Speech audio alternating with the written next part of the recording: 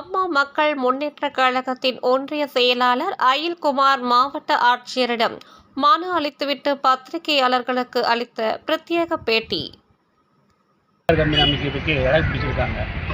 பிடிச்சி அதுக்கு 2 கம்பெனிகளுக்கு வேலை நடத்துறதுக்கு அரசாங்கம் வெளியிட்டிருக்காங்க. அதில் உள்ளூர் பொதுமக்களுக்கு யாருக்குமே வேலை கொடுக்க மாட்டேங்காங்க. விவசாய நிலத்தை கொடுத்துட்டு வேலை போய் கேட்க போனால் வெளியூர் ஆட்களுக்கு தான் வேலையை தராங்க தவிர உள்ளூர் அந்த பகுதி மக்களுக்கு வேலை கொடுக்க மாட்டேங்காங்க. மாவட்ட ஆட்சியர் இதை ஒரு நடவடிக்கை எடுக்கணும்.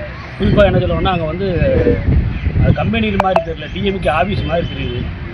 ஆளுங்கட்சி ஆளுகள் தான் வேலை தராங்க தவிர மற்றபடி அந்த பகுதி மக்களுக்கு வேலை தர மாட்டேங்காங்க. இதை மாவட்ட ஆட்சியர் உடனே நடவடிக்கை எடுக்கணும். இல்லைன்னா பெரிய ஒரு போராட்டம் நாங்கள் நடத்துகிறோம். சொல்லுங்கள். என் பேர் அயில்குமார்.